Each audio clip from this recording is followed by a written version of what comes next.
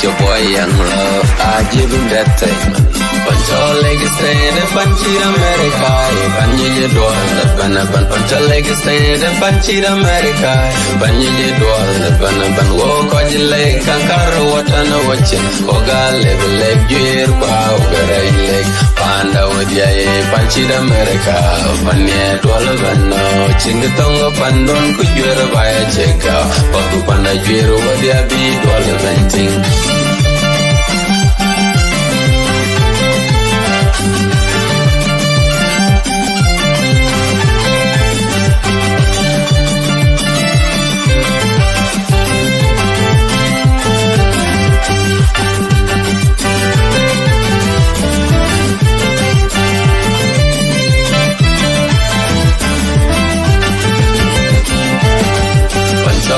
Stay the Panchi America, Panji doll, Banaban, Pancho leg stay the Panchi America, Panji doll, Banaban, walk on your leg, Kankaro what on a watching, Oga level leg, gear pow, very leg, Panda with ya, Panchi America, Panya Dwalabano, Chingatonga Pandon, could you ever buy a check out, Papu Panda Jiro, what ya be, Dwalabanting.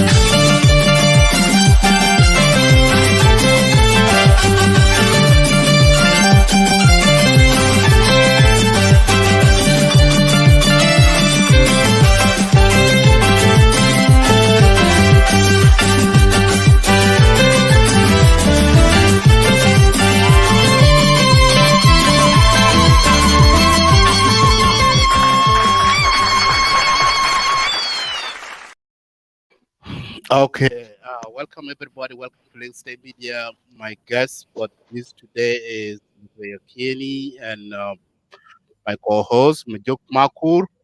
Welcome. So before we start the program, I would like to play the video, and then we start this breaking news.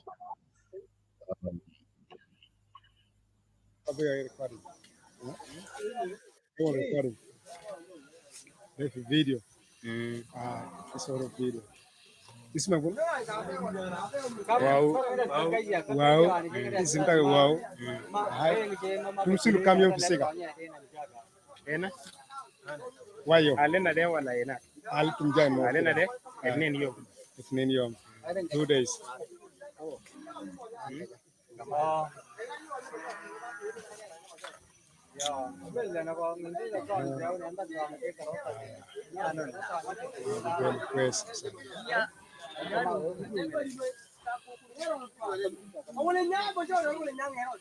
Man weng diang mage kwan kia chwa. Wele dong la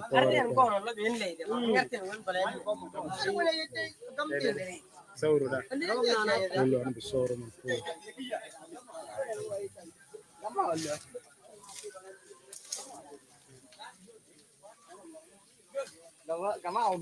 Nhiều này.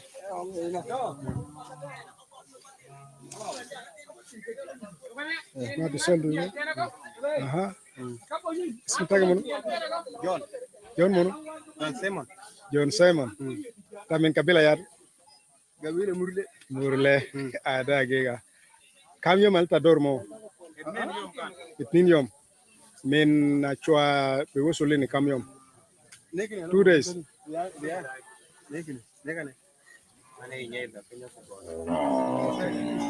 Oh, pues. They no come sena.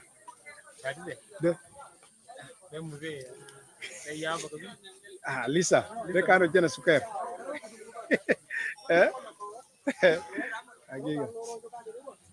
Ma batala. Pues ana soro. Fini tabayan baden.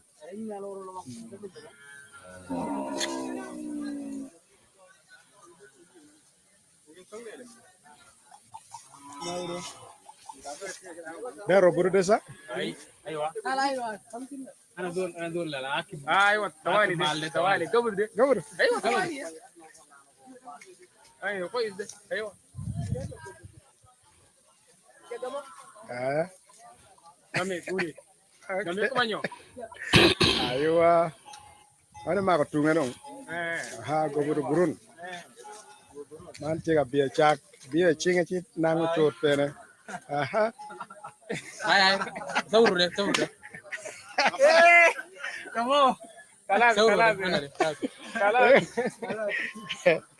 Haya.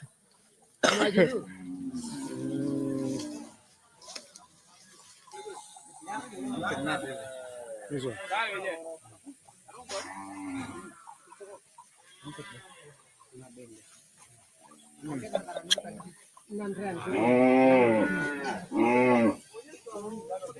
Wanya barade de kwa. Kamano ngol banjodio. Tegamos lo que. Uji tin kedina. Sácame calama. La marak pala. Re marak ko nyoy. Aywa.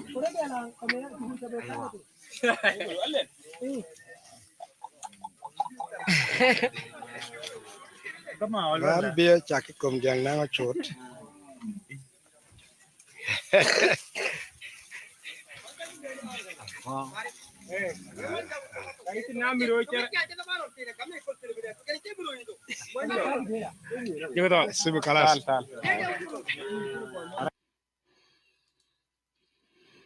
Okay, that you have it.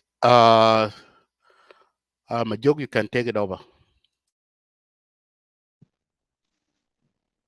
Yeah, thank you, Abraham Adit. To all our viewers on Facebook, on Clubhouse, and on YouTube, you're all welcome on this 17th of May 2022 to this show. And in the studio with us is one of our guests, our regular guest, and our brother, the CEO of CEPO, Mr. Edmund Yakani. You are highly welcome to Lagos State Media. And we will be glad to hear from you because there are several things that happen in our country, especially for the last 2 weeks. And many citizens are relying on social media, and sometimes social media informations are not trustworthy. So it is very important sometimes to get accurate information from the rightful sources. And we truly believe you are the right source. And this is not your first time you have been here with us, and you always fed our viewers with authentic information. And today, this show is one of the saddest events because, as you have watched, an armed group youth in the bush with thousands of cattle in the clip which was played before by my co-host Abraham Adit. And that tells you that there are a lot in that country that need to be fixed and that need to be resolved. To our guest, Mr. Edmund Yakani, you will briefly tell us what transpired in MAGWI County, Eastern Equatoria State, last week on Tuesday.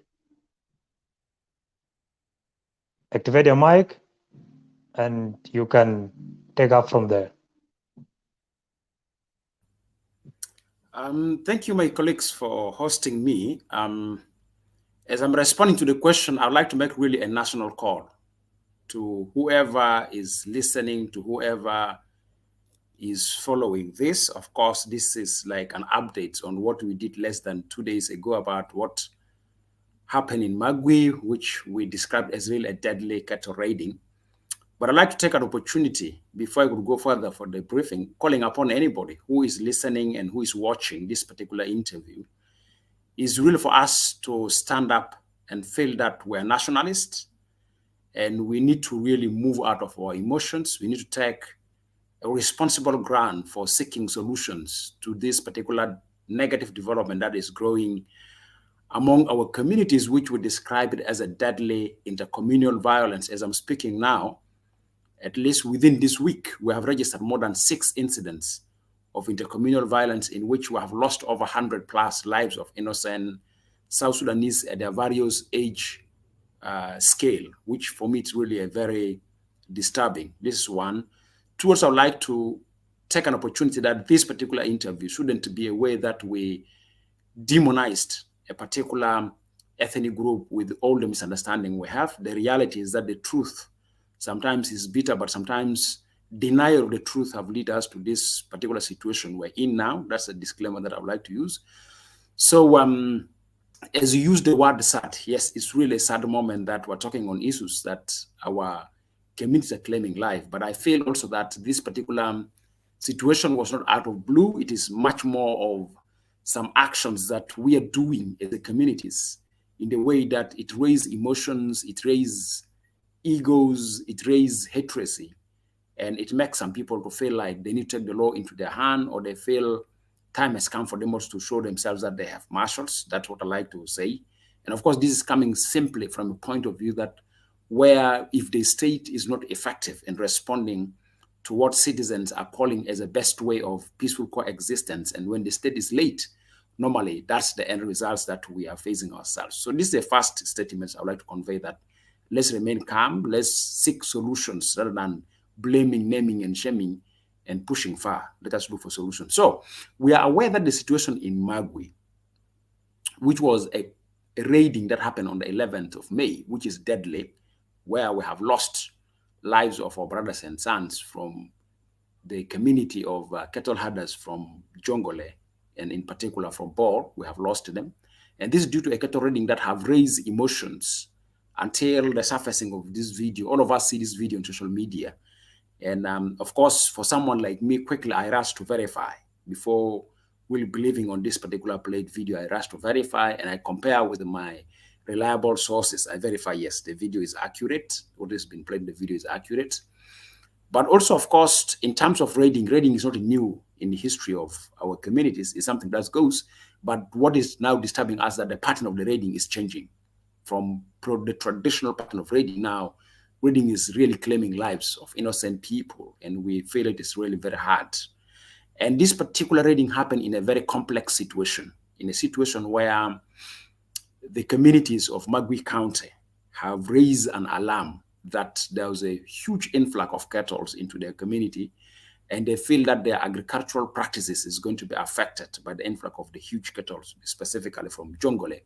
And they've raised an alarm that there's a need to mitigate that. And I think this alarm have been for the last 2 or 3 months, and the state response to that, it was a bit weak.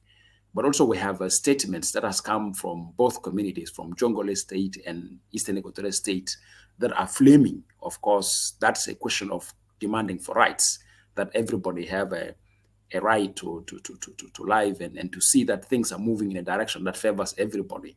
So what has happened is that the coming of the cattle herders from Jongole, who have taken refuge or who have tend to live in MAGWI, with the 3 reasons that I would like to put for your audience here, and these reasons we can argue around it and we can find a way.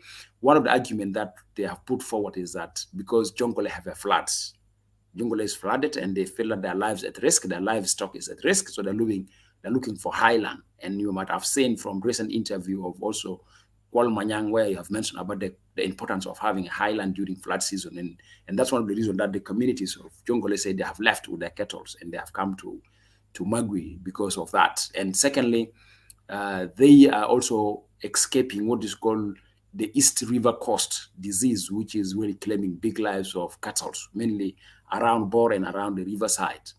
But of course, the other third factor, which is actually the exercise which has happened now, is really the consistent raiding that they are facing in Jongole. And with the floods, they're pushed to highlands, and sometimes they feel those highlands are not safe. So these are the 3 reasons that they are brought up. But of course, when they came to MAGWI, the host community in MAGWI were a bit resistant in the sense that they feel the influx of the cattle were huge in number, and they feel they're going to lose their agricultural season. They're not going to farm. They're going to lose their farming area. At the same time, their land is going to occupy it, and they find that will affect their which I think is not openly, but it's clear that you can see within the feelings that the ownership of territorial control of MAGWI, they're going to lose it. It's going to be, some of it's going to be taken by the cattle herders. And also, if you see the discussions which happened 2 days or 3 days, actually, I was part of it on Saturday and Sunday, which end up with resolution today. in Nimule is that most of the host community were raising that also as the cattle herders comes, they come with their leadership. They come traditional leadership, chiefs, and they start renaming places. They start insulting their own administration, and they feel that that undermines them as a host community. Their norms and the tradition of being as owners of the land has been undermined. The cattle herders are coming to sort of like demonstrate clear overtaking of the land, and they have seen land grabbing. And of course, with land grabbing, this is more associated with Nimule, which is an issue across the country that all happened, that all were mixed up. So this is the triggers. These are the triggers that has led. So the triggers has becoming more violent because the host community have called for cattle herders, and I think also the commission of MAGWI, the governor of Eastern Equatoria, have several times called, and community leaders of MAGWI have several times called that the cattle herders should return back to their home of origin. So they feel like their presence there is really giving them instability in terms of farming and in terms of access to bush. And of course, access to bush, that means is linked with the water points, is linked with beehives that are in the bushes, is linked with hunting. So they feel like some of livelihood opportunities that are denied and they can't access them. And of course, the return of the cattle herders were a bit slow, though they have started returning. Of course, after when the community leader of BOR, MAGWI, was challenging people about they should go back home. And I'm quite sure quite a number of intellectuals from BOR have raised a lot of concerns that the communities should return back, and the communities were returning back. But on the process of returning back, this incident happened where already is clearly indicated that youth who came from MURLE area or from PIBOR area, which have involved in this deadly raiding, and the video have shown the cattle that they're going with it back to PIBOR, and some information are coming that even some of them have already reached home in these 2 or 3 days of the movement. So that's what has happened. Of course, the history of our brothers and sisters from PIBOR getting involved in cattle raiding is real, is a part of life, and according to them is part of their livelihood, because also the question of ignorance and level of illiteracy within that community. So they believe strongly that their lifestyle is much more linked with ownership and social prestige by having livestock, and that has pushed them. And all of us who are in this particular platform are aware, until now as we speak, several attempts for stopping raiding between the communities of Jongole, you can define them as the communities of PIBOR and the communities of Jongole variously. You have been witnessing a lot of raiding what been going on. Besides conference, sometimes conference is done today, tomorrow. As you conclude the conference with resolutions, immediately following morning raiding take place. You have seen what happened in Baidit. Baidit is not the end. Duke have also witnessed a raiding that comes out from that background. So this is the situation that we're in now. So on Saturday and Sunday, discussion was waged, and I attended in Nimule, and this discussion was with the presence of our security and defense institutions, leaders on the ground, in the presence of the governor of Eastern Equatoria, Luis Lobonglo Jore, and we have the director of National Security for Internal Bureau, we have the chief of staff of our army, the IGP of our police. They are all on the ground, and they have been really having a lot of updates of what happened exactly, and they create a room of a dialogue among the communities to find amicable solution that they can inform the leadership of the country. And of course, this is a committee that is under instruction of the presidency. And remember, on Thursday when the presidents met, they made a clear messages that they're going to form a committee to handle this particular issue. At the same time, they're going to summon the governor and the commission of MAGWI County, who are already in Juba. They're supposed to meet today, but I think the meeting took place. We're waiting for outcome of the meeting. But of course, I can share what comes out of Nimule discussions, and that defines exactly clearly that we should expect similar resolutions or confirmation of these resolutions in the presidency during the meeting of the president and the governor of Eastern Equatoria. So the discussion went on well. One of the immediate outcome of the discussion in Nimule that have come out, and of course this is responding to the triggers that led to the violence. One of the resolutions that they come out with it immediately is an immediate evacuation of the cattle. The cattle have to leave MAGWI and they have to go to their home of origin. And this automatically link with the call from the cattle herders community that they are ready to go back, and specific on the IDPs have said they need to go back really to border, they need to be assisted by the government, but also they bring to attention the government their safety and security on their way back home if they are raided by sons and daughters of PIBOR. What the guarantee is they're going on their way back, so they need safety and protection. And remember, the difference is that when they came, some of them by then were ferry, now they're going on road. And of course, this distance, a long distance, so they've been demanding for safety and protection on their way going back. And of course, the host community have categorically demanded that the best way to create peaceful coexistence is for the for the cattle to be returning back to the area of origin. And of course, one of the driving factors that I was observing in this discussion is the numbers of the cattle. The host committee were concerned that the number of the cattle is so huge that they have never experienced in history as such influx of cattle into the community. That's one thing that they come out of that meeting. And the other thing that came out of that meeting is that the chief administration or chieftainship, or what you call traditional authorities, even if the cattle herders have chiefs, that they have to leave the practice of the traditional authorities to the host community. And specifically, it's a responsibility of Eastern Equatoria government to make sure that there's a chieftainship or traditional authorities function. Because one of the factors that has come very clear is that there's a clash in terms of the traditional authority between a traditional authority setups with the cattle keepers versus the traditional authorities of the host community. So that is a bit of problematic. And I think that have triggered some anger among the host community. Seems like their traditional system is being undermined by people whom they describe it as people who come to their land and they are not respecting their traditions and their norms on the land. They feel that they could have been the one driving traditional authority rather than the cattle herders have their own traditional system and they are carrying on their own customer records.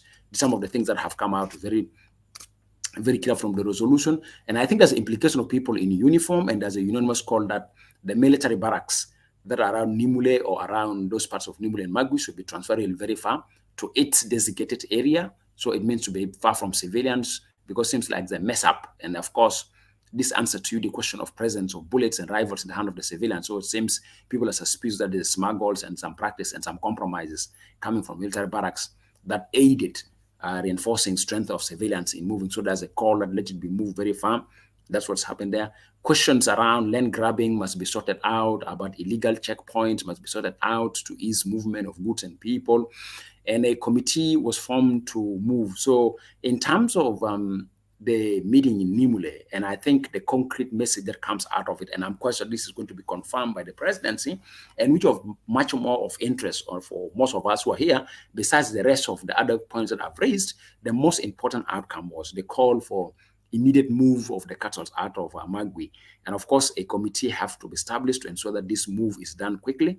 And of course, this is also something that likely is going to come out very clear in the meeting of the governor and the commission of Magwi County with the presidency, is that the best solution is that once the cattle is out of Magwi, then the chances of having a peaceful coexistence among the two communities there. And of course, the biggest problem that drives the question of return of cattle is the number of the cattle which are on the ground and which have occupied this space. And that's why for me, my take, if you ask me for my observation, what do I observe? My observation is that yes, the cattle herders have accepted that they're going to go. They will never stay there for life. They came because of the floods and they came for rescue. But of course, one of the things that they require is that they require safety. And while also the community was saying they should go, I think the responsibility of the state, the responsibility of the government to play a very instrumental role for enhancing non-violence in mitigating this situation is very important.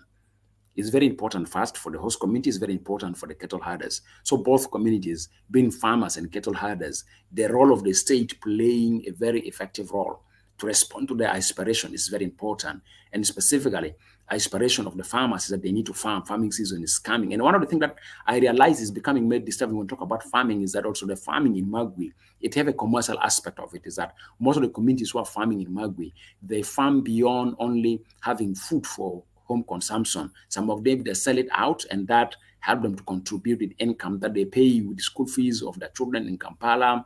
And some of them have responsibility of hiring house in Kampala. So that's how emotionally the question of farming becoming more beyond the traditional farming we're talking about. It's a farming that in return have some little income to the farmers, and the farmers feel like without farming and with the presence of the cattle, it's going to affect their livelihood. While also the cattle herders were seeing like we need to really to find a way of finding a solution to our crisis. So, and of course, raiding is happening. Now with the coming of this particular group of youth from MURLE, from PIBOR, that have been confirmed that they're involved in this, the concern I have, brothers and sisters who are listening to this audience, it's a question of revenge attacks, which I think for me, we should be very responsible enough to call the state to prevent that from happening, because that will open a new cycle of violence that we don't expect it to happen among our communities. So the question is now, we need to call upon the government to really be responsible enough to ensure that this particular issue is mitigated, because I don't think violence is an option for resolving our differences, but also we need to really take the right decisions to make sure that we diffuse violence. That for me is the most important thing. So since there's a uprising call, a total call from the host community, that the best is the kettles must be out of their community. And of course, the kettles say we are ready to go, but we need also protection of the state. So I think here the state have a role to play to make sure that it protect cattle herders returning back to Bor, but also it ensure cattle herders on their way back, they are not harmed. But also I think the state need to play a role is that also if the cattle herders are returning, I don't generalize called all cattle herders, but there are cattle herders who are also doing actions of human rights abuse. As I'm speaking with you now, some of their badge have reached to Lobonok. As I'm speaking now, this evening in Lobonok, a family was shot. A widow with her children, 2 of her children, and 1 of her sons was abducted. It raised an alarm. And they accused that the people who shot this particular family were the cattle herders who come into contact with the family. So I don't generalize the cattle herders, but there are individuals within the cattle herders who are also criminal-minded. And of course, they committed in the absence of the state if the state is not playing a role effectively. I wish that if they're coming, the state to play an effective role to deter whether a violent action from the farmers against the cattle herders on their way back, or any violent action from the cattle herders against the farmers when they're going back. I think the state here, we need to really, really push the state to play a very big role to mitigate tension among our communities. We need to peacefully exist in a very respectful and honorable way. Of course, one thing that have come very clear in Nimule, in during the meeting, is that the dispute about the spirit of liberating the independence or the spirit of liberating South Sudan from the rest of Sudan, these things have become a political tension. And I like to say that that particular debate, to be honest with you, brothers and sisters, may not end up only as an issue of our communities as farmers and cattle herders. I'm quite sure that heating debate may be transferred to the tension among our political elites at national level, between being politicians who come from the constituency of Eastern Equatoria and MAGWI in particular, and politicians who come from the constituency of Bor, because the debate have gone to a very personal level, that like way how we have seen the social media, personal attacks as if we forget the history where we're coming from. So there's a debate around whether the liberation is only one particular group who liberated or everybody have participated in liberation. That debate for me is not healthy. That debate is completely negative. That debate is undermining our intellect, is undermining our being South Sudanese for the struggle, because it's not been used as an instrument of expressing opinion and tensions. And I think that debate for me, my appeal goes to whether politicians or elites from the community of Eastern Equatoria or farmers community, or whether politicians, elites from our brothers and sisters from Jongole, wherever our brothers and sisters from Eastern Equatoria, from Jongole, if they want to argue over that debate, let them not undermine our nationalism, let not undermine our humanity. Yes, situation has happened, but as a responsible people, it's a high time for us to take responsibility to mitigate this and to see what we think will make our people peaceful to coexist. This debate is becoming hot, and I think it's going to challenge a political consensus in the national level, in the national politics. And that's why I would like, in this briefing, I would like to call upon that those of us who are engaged in social media, who start waging attacks because of this particular situation, and these attacks, we wage them in the way that it divides our communities, it is really harmful. If you see the meeting in Nimule where I attended, people are using very harsh language, very hostile language, very bad language that is full of hate, which I really get surprised in that level. And of course, this comes as a result of when the role of the state is not effective. And good enough that I really appreciate that our government have responded. It's one of the calls that I've been making, and quite a number of us have been making, that there's a need for the government to quickly intervene, to subside and to bring a calm in Nimule, to make sure that the situation is calmed, because language that been used is really so dividing and is so violent that it reaches a level. While we try to see the reality on the ground, what is the reality that we need to deal with, because check on the reality also matters a lot in finding a solution, in a solution that does not sound as a bias. So for me, in summary, to conclude my briefing, is that the communities have met in Nimule through the facilitation of the government, and the person who read the resolution was one of the bishops for the Brotherhood Church, who is based in Nimule. He is called Bishop Raimondo Alex, who read out the resolutions. And I think those resolutions may be informing the briefing of the president and the governor of Eastern Equatoria and MAGWI commissioner, since the team that gone there is a team that of high level from security and defense institutions on the ground. So they're going to brief the president, as they are members of the National Security Committee, which is chaired by the president. So we should be expecting resolutions coming from the presidency. But my conclusion is that we must abstain from promoting language of revenge, and we must abstain from promoting a language of violence. We need to call, since our community have reached consensus, herders have said we are ready to return back to our homeland. We don't want to see that lives have been claiming here. But also farmers have to make sure that they need to farm and students respect there. And one of the biggest challenges that right now on the table and we need to handle, and for me it becomes a responsibility, is the accountability for the atrocities committed.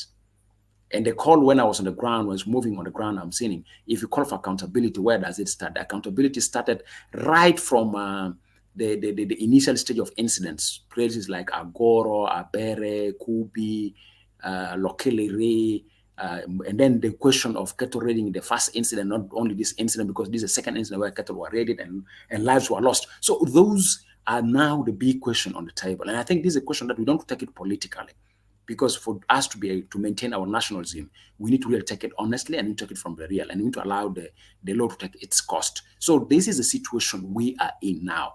The clear line is that people are now divided on level of states politics, in the level of ethnicity, and you can see the social media, the level of hate and hostile propaganda that is going on, waged very highly.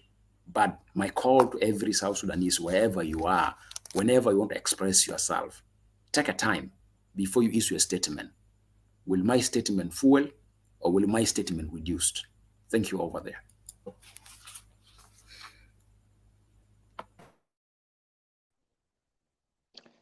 Thank you so much, Brother Edmund Yakani, for your briefing.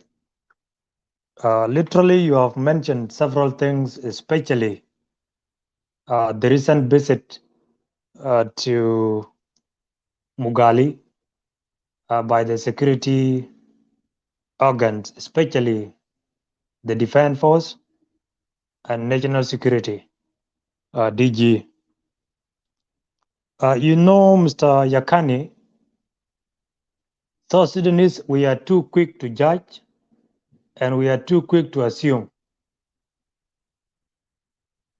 It has been clear now that those who were waging attack or those who attacked cattle camp in Mugali were MURLE youth. The video is circulating on social media, but several people may have a reservation. They may pose a question: how confident and how sure are you that this video is a recent fresh attack video? Others may think that how sure are you that MURLE youth were the one behind the attack? Literally immediately after the attack, many people came out, especially on social media, and said unequivocally that the attack was being carried out by the Eastern Equatorian youth. Others went as far as accusing NAS.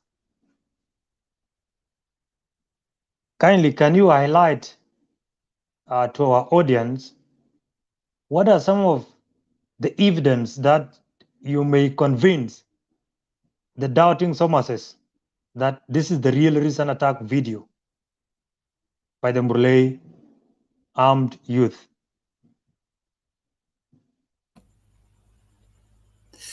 Okay, you know, one of the key things that I would like to say is that, as you said, we're quick to judge, we're quick to conclude.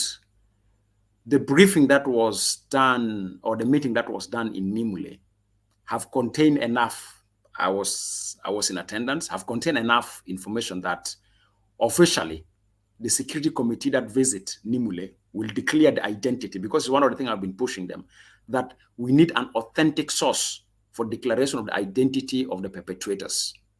That's one thing that I've been, even in the meeting, that's one thing that we pushed at.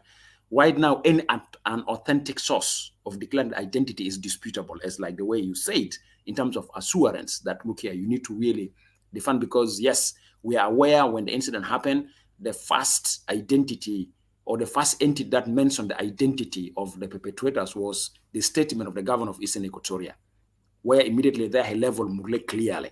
Of course, I repeatedly, if you remember 2 days ago when I was saying Governor is a chairperson of security committee. He have all his security apparatus.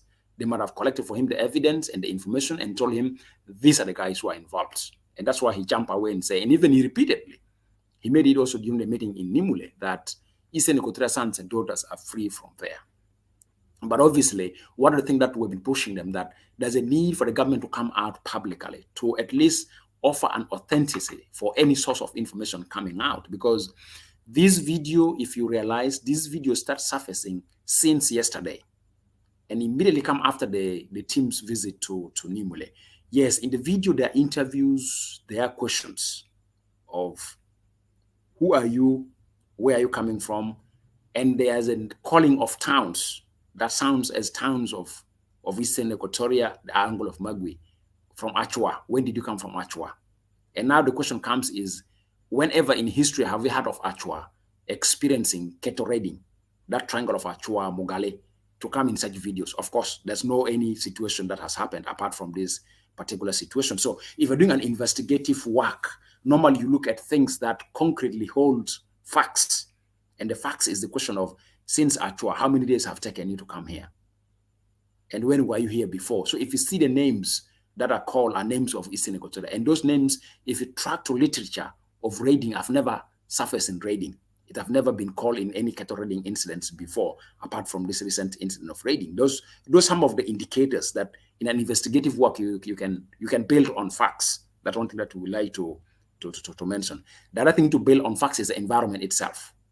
If you look at that environment, you can't see that environment in Jongle. It's completely an equatorial environment that it has happened. And number two, you can hear the people who are taking the video, the way they speak as sons and daughters of the territory of Eastern Equatoria. So, and they were asking, which tribe are you and all this. So you can see there are indicators that hold facts around this. But for me, the best is the authentic source have to be a state declaring that this is an actual authentic. We as a state, we confirm it, because we may rush to jump. And of course, you know, these days with technology, we can manipulate, but although in the interview, you can see indicators. This one thing.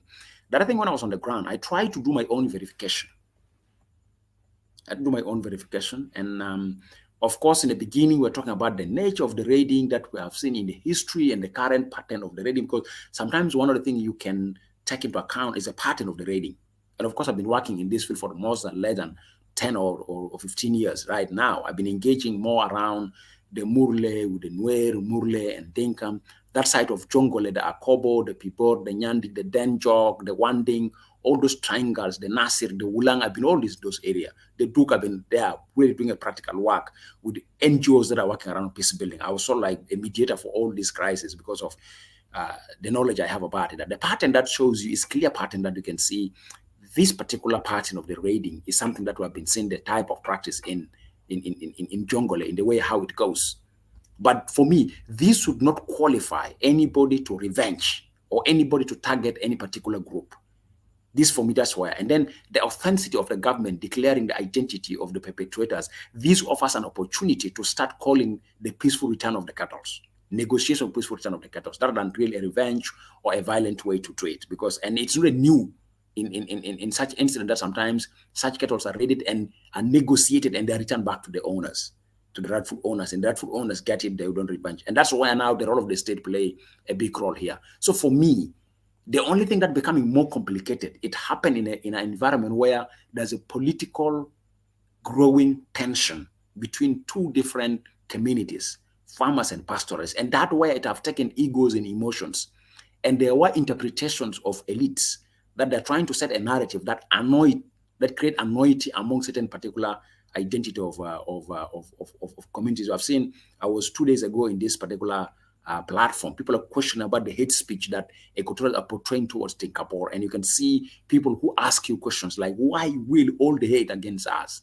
Why all that? And also you have some few Equatorians, when they hear the language that is spoken by some few fellow colleagues from Dinka who saying, we liberated the country, we have the right to stay everywhere because of the liberation. You see also that reception of that messages. So those particular messages are the ones which have fueled tension and it have diffused culture of tolerance. It have taken us so much to culture of violence, because tolerance is the best way that make you to have sober mind and make you to look into the reality and make you consider humanity. Once you lose tolerance, you don't consider any more humanity. You can commit any atrocity you want. So for me, Based on the video, you can see indicators that this video is mentioning locations that have never ever experienced a such cattle raiding. That's a strong indicator in the video. But the authenticity of the identity of the perpetrators, we need the state to declare. Because when the state declare, then just an accountability can be there. Everybody can rush to conclude to zero that. And that's why I'm saying, if we don't take responsibility, playing around with the identity of the perpetrators will make us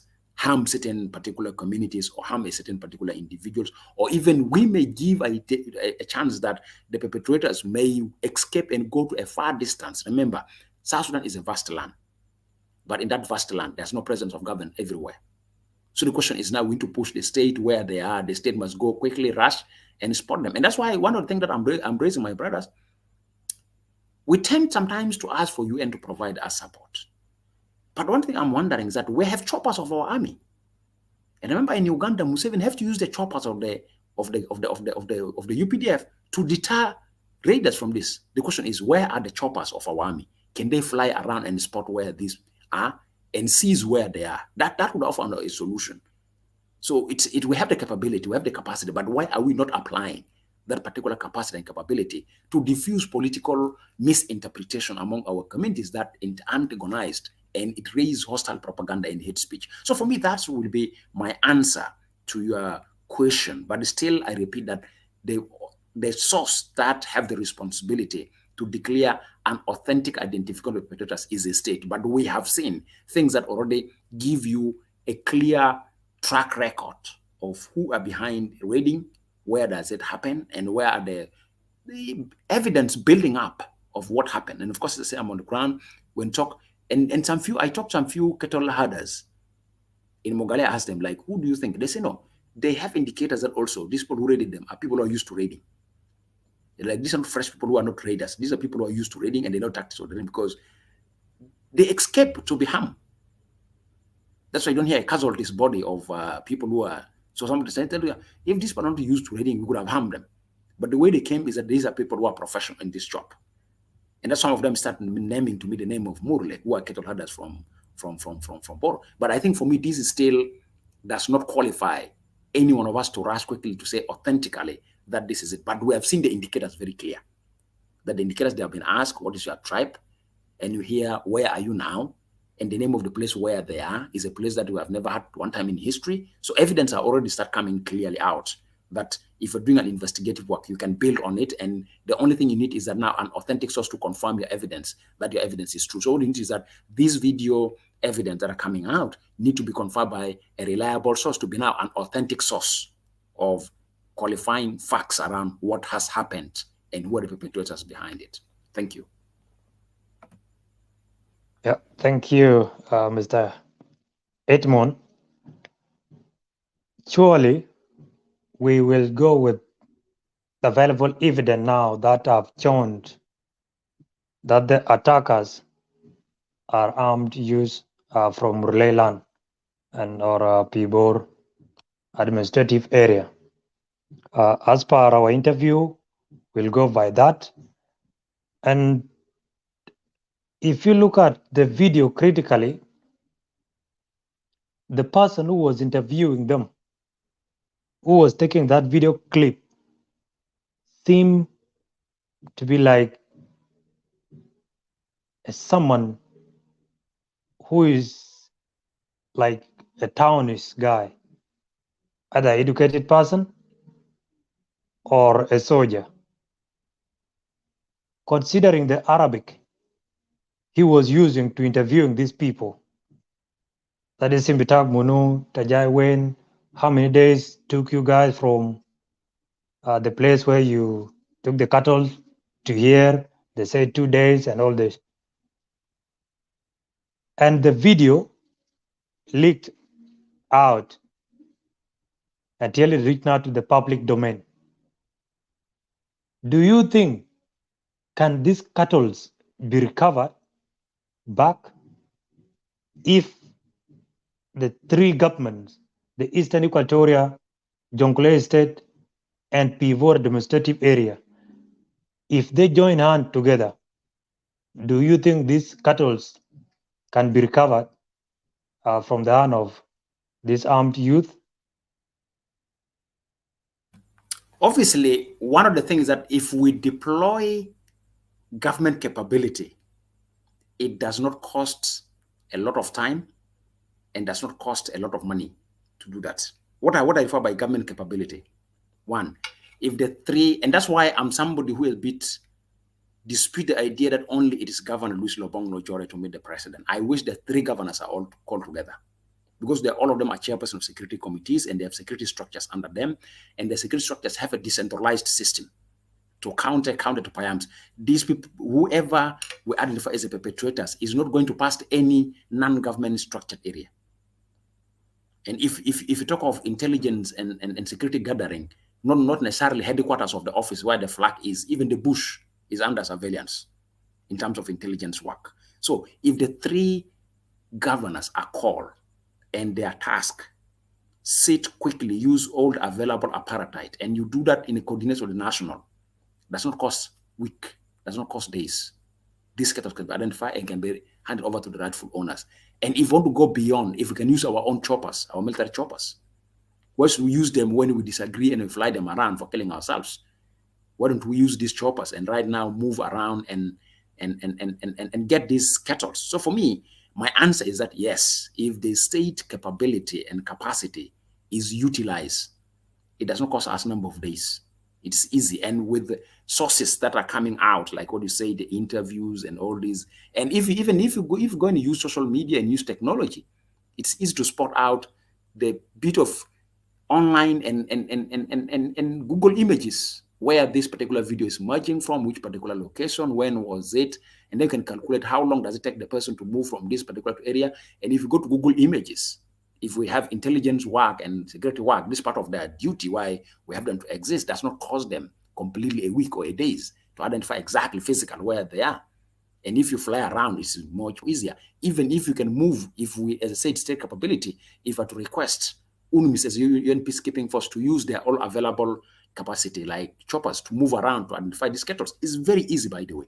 And that would have diffused these egos and these hatreds and this hostile propaganda. So for me, the answer is yes. If the state have the interest and the will to resolve this problem, doesn't cost them any problem, does not cost them any time, does not cost them any money. It is easy to handle it, and it's easy to mitigate, and it's easy to bring down all these host and hot language that we're having in social media that we're fighting among ourselves, because some people are not getting ashamed of the languages they have used, and facts are coming countering what they've been fighting for. And some people who might have fought out around are forgiving each other, simply because, as you said, we like to rush, to judge, to conclude, to draw conclusion, and to even make our own judgment and prescribe our own medicine without knowing the actual. And that's why for people like us is that the necessity is that get the accurate facts, primary information, and tend to be more solution-oriented than more of amplifying problems and use problems as the best way. So for me, the state have the capacity, the state have the will to handle this particular issue, because already you have a clear environment that become very clear. You have a lot of digital opportunities that you can utilize to spot, and you can use digital images easily. You can spot where they are and can bring them, and you can use all state structures to seize where they are and hand them over to the rightful owners. And that might have somehow heal, appease a drop of a wound that was committed. Of course, the wound is bigger, but at least that might offer some bit of a solution to a bigger wound that might have been committed. So for me, that responsibility of the state is really paramount. And that's why I was challenging our politicians, that our politicians are fond of making statements, but they don't deliver what is required from their statements. They issue statements, but what is required from the statements they issue, they don't always act, and they don't deliver it. And that's where the problem is. And that's where also you give chances for citizens to take the law into their hands. Because once the moment the leaders made the statements and they deliver the statements, citizens will never take the law into their hands. They know that once our government speak, they meant what they say. So, and the problem is that we don't walk the talk of our own statements. Thank you over there. Thank you, Mr. Edmund. Literally, many people believe that it is just a matter of goodwill, and this situation can be diffused, and these cows can be recovered and rescued in the hand of these cattle raiders. But the questions, assuming if we go by the idea of MURLE youth attacking cattle or cattle camps in eastern Equatoria. To my best knowledge, this is not the first time for them to come all the way from MURLE up to eastern Equatoria. I guess this is the second time. But what can you say about the relationship between the administrative area government and Jonglei state government? Literally, such things operate, and sometimes government could possibly be having knowledge. If people form a group and they want to launch an attack or maybe to go and raid a neighboring community, then possibly there could be a good Samaritan who can come and inform the government that this is what is happening, you are organizing this and that. To your best knowledge, as Mr. Edmund, you have been on the ground with the organization CEPO, you have so muchly engaged into this communal violence on how to resolve them, and mostly cattle raiding. The Greater Upper Nile, the Barkazal of Lagos State, and Warab, and even the eastern part of Equatoria. What can you say about that two government? What really are they working on?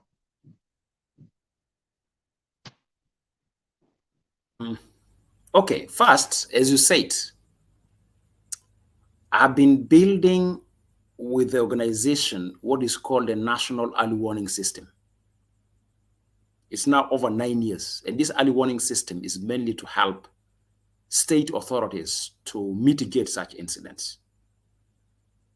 The early warning system for raiding, it's normally early as much as either 2 to 3 months before raiding could happen. For instance, let me give you some few symbols so that I can come, just to give a bit of a background to those who may be listening about what I mean to really conclude as an answer to your question. In Lake State, if you want to know about youth are mobilizing to raid in Lake State, when you start seeing a number of youth, you start collecting bottles of water, these crystal plastic bottles of water, and they start tying them with rope. What does it mean? It means they're collecting this bottle of water filled with, to collect these empty bottles, filled with water, tie it on their any part of their body as a water, because they're going to execute raiding, that they will use it. That's an indicator. That means when you start young people collecting and they start assembling under a tree and they start tying them in a rope. Because there's two ways. Some of them are assembling for commercial purposes, and normally don't for commercial purposes. They assemble them, they put them in a sack, or in a boxes. That means they're going to sell them out. But those who assemble them and start tying them on rope, is clear they're planning to go to raiding. That's an indicator of early warning in lakes.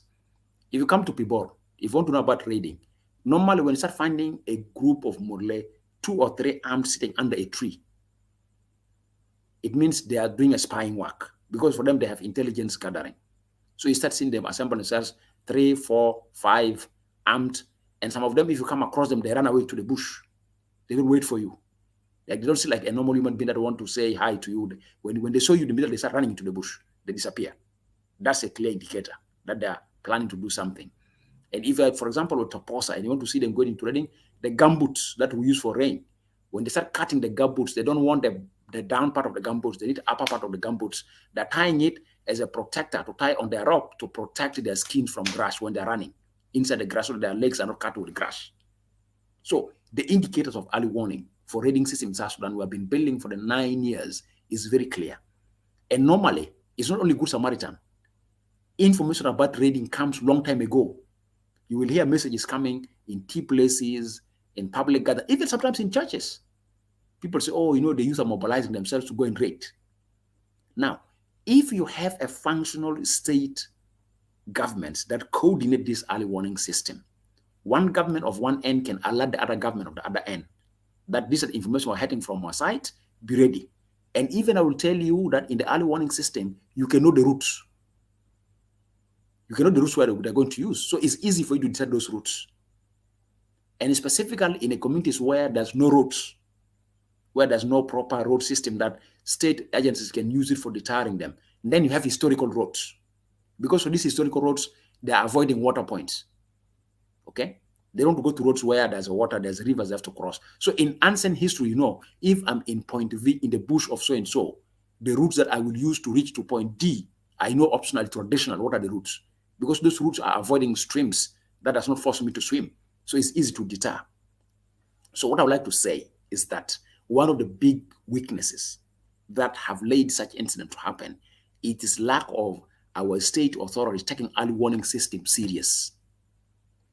Really, the word Good Samaritan for me sounds more smaller.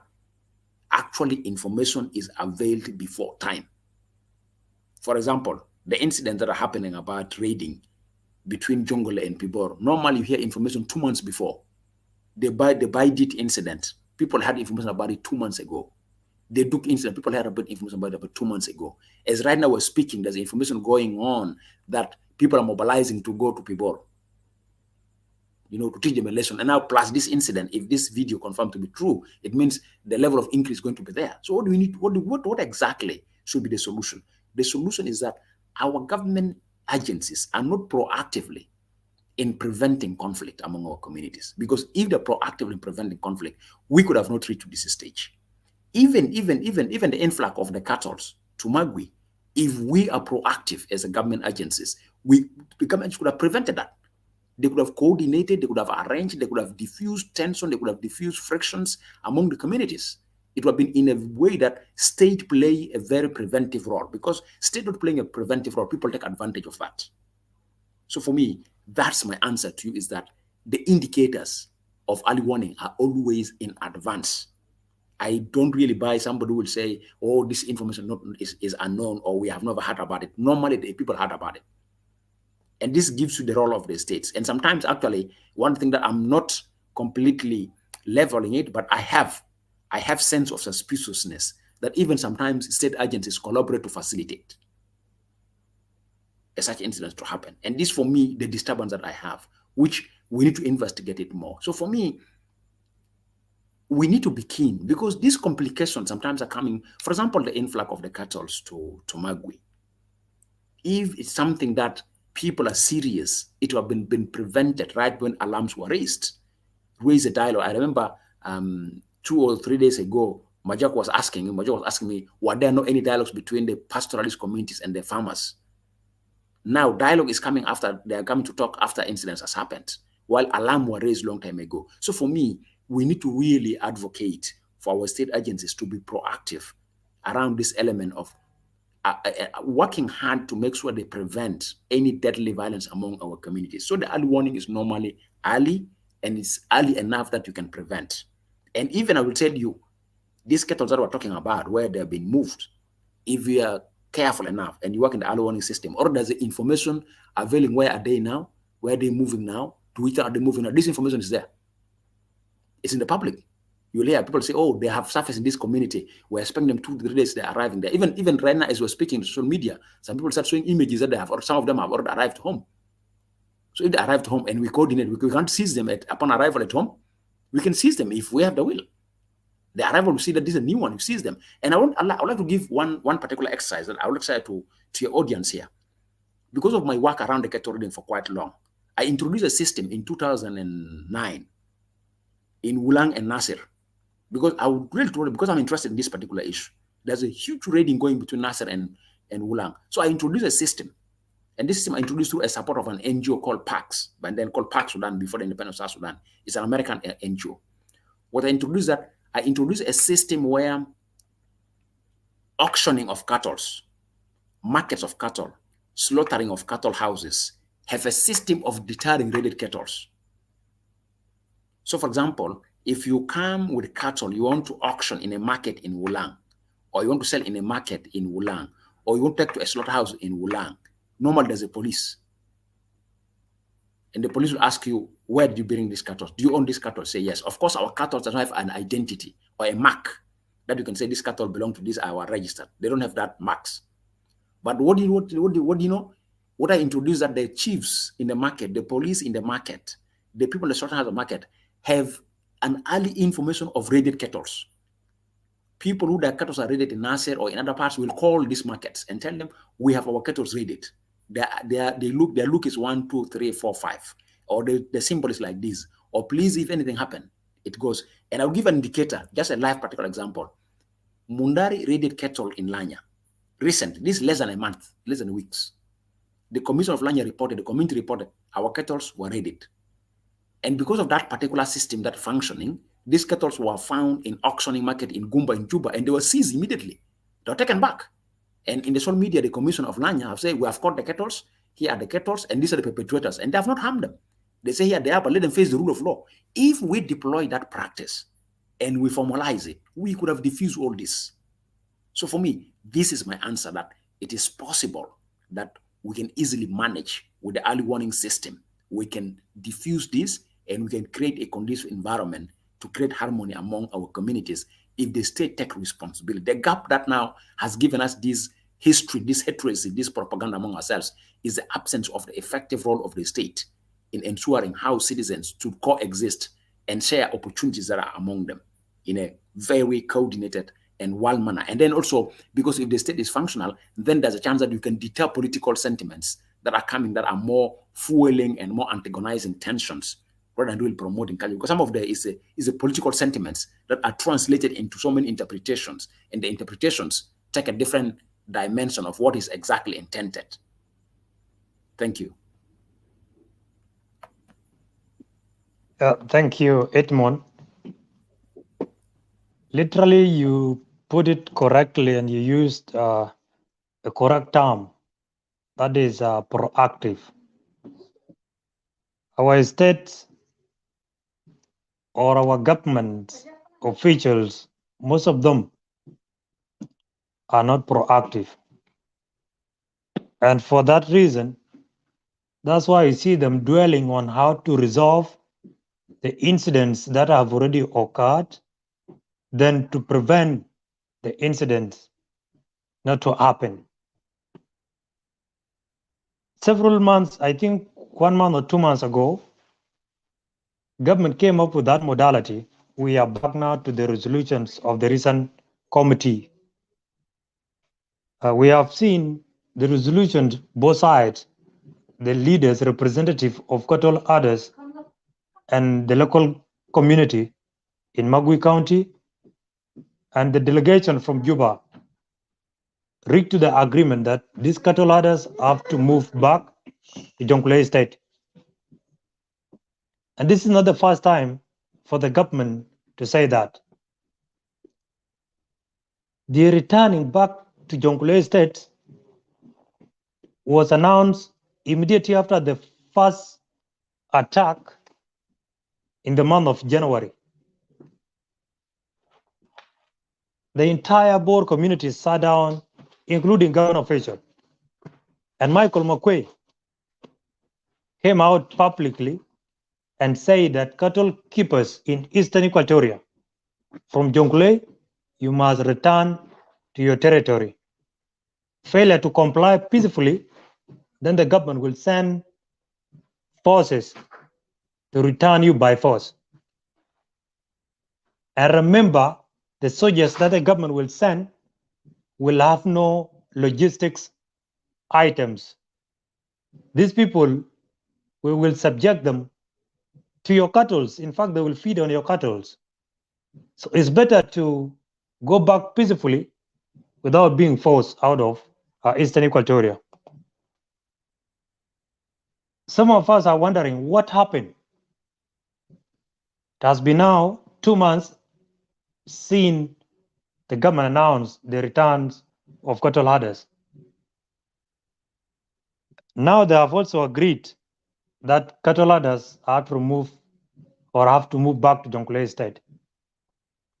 And considering the attack which was carried out by MURLE in Eastern Equatorial Territory, especially in MAGWI County, has left a very huge hatred among local community of MAGWI County all the way to Magali to Numili and cattle herders. What worried some of us is the transfer of the conflict. It was between the local community and the cattle herders. Now, the conflict is shifting. It's now shifting to the towns of Numili. And now we are returning cattle others back to Jonglei State. Will this Dinka society or people residing in Eastern Equatoria, will they live in peace like they were living years back?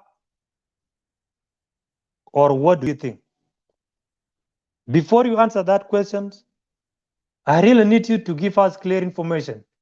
What are the modalities the government have put in place to safeguard these cattle others and protect them on their way back to Jonglei State?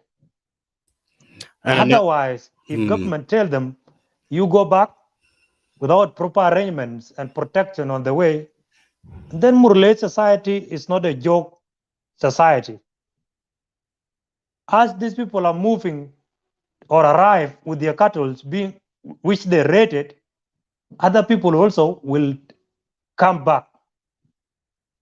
And they will have this information that Dinka Bor is returning to their territory. Can we go them and attack them on the way? Literally, they can do that. MURLE can come and attack these cattle keepers on their way returning to Jonglei. Not only MURLE, even the Eastern Equatoria citizens, some of them are so bitter, claiming some of the atrocities were committed by the cattle others. These people can also rise quickly and ambush these cattle others on their way back to Jonglei State. Can you highlight us, if you have any information, what are the modalities, what are the criterions government have put in place, the national government, in coordination with the two state government, I mean, that is Eastern Equatoria and Jonglei State, to provide security and protection to these cattle others on their way back to Jonglei State? Mr. Edmund, activate your mic.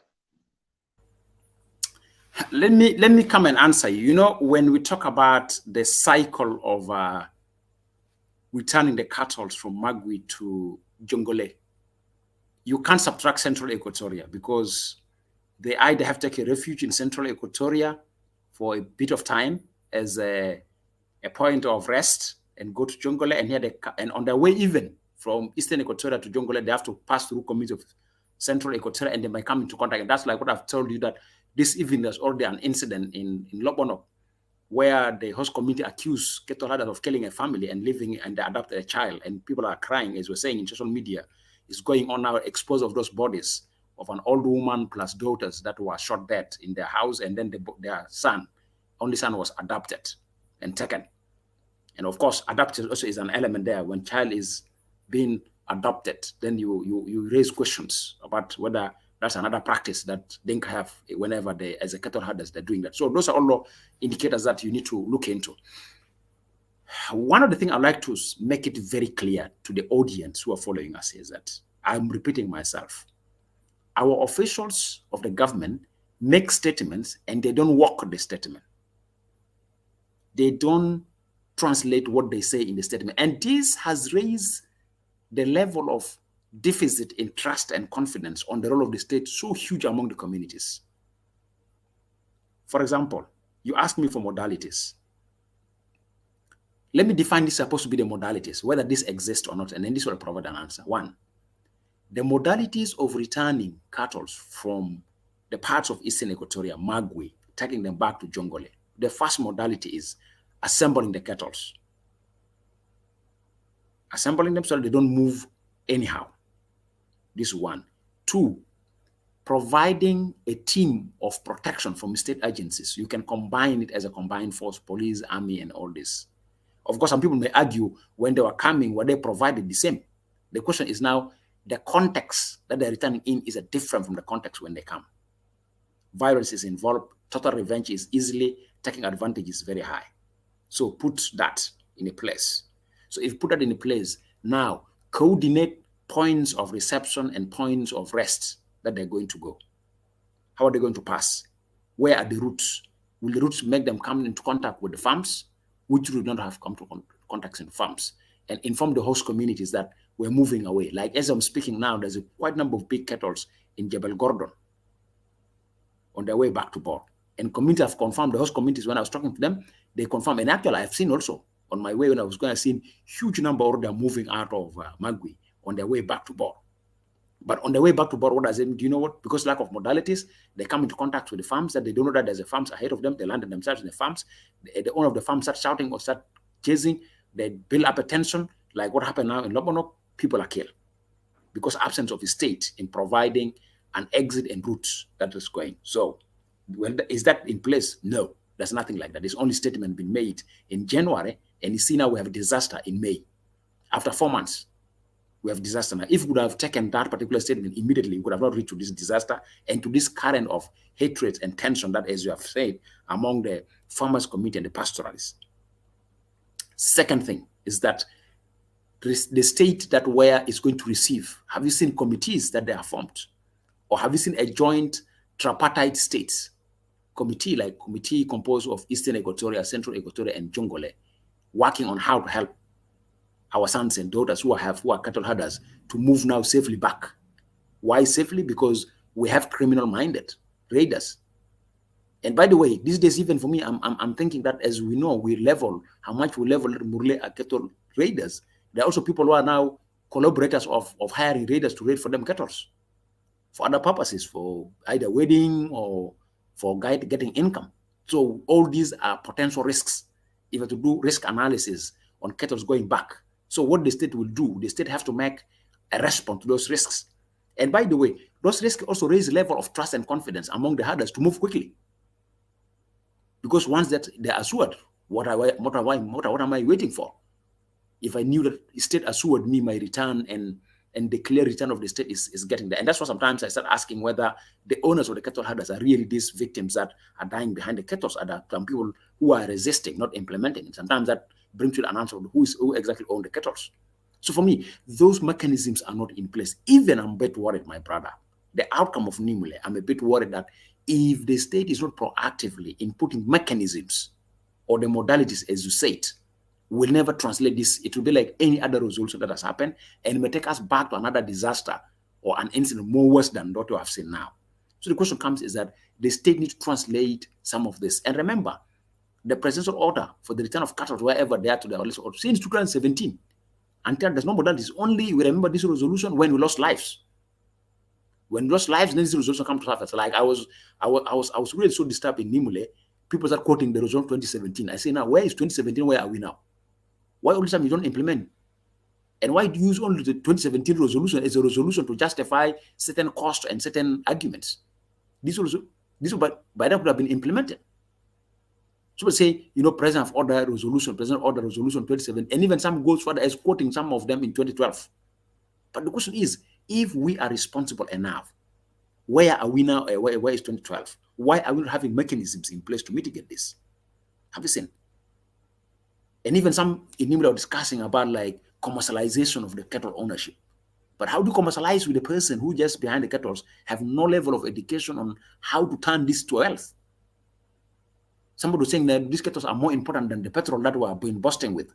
The petrol is not renewable, but this is much more renewable at our fingertips. But the question is, where is the leadership here of the state to translate and to turn that into something that is beneficial for the whole cost of the country as we can generate as revenue sources? So for me, my answer to that, modalities are not in place for translating these statements or these resolutions made into an action.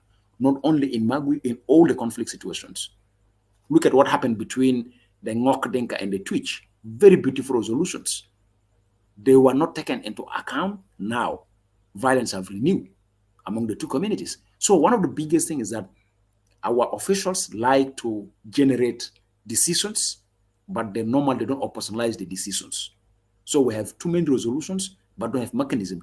Because those resolutions, if we translate them in one situation, they can easily win the confidence of our communities and say, the state is in charge. We don't need to be in charge. But because those resolutions are not translated, and then the people see the state is not in charge, now let's become in charge. This is what has happened in Mogale. This is what's now going on between the Twitch and the Ngok Dinka in Abia administrative areas. And as we speak now, there's a lot of raidings going on. Besides this one, we have lost about 20 or about 40 people were killed. In another raiding, which just less than 2 or 3 hours ago I saw in the media outlets. So for me, my answer to my brothers and sisters who are in this particular platform is that we need to advocate for our state agencies to be proactively and to do what they say. Because you can't make, my worry is that such a resolution like what adopted in Nimule, they'll go silent for 1 week if the situation subsides. After 1 week, they start calling for NGOs, come and help us. These are the resolutions. And soon you come to realize they start forming that we need a committee to form these resolutions. Budget of these committees, including buying V8s or Land Cruisers, while we're losing lives of our own innocent citizens. But the loss of their lives open us a window to pull.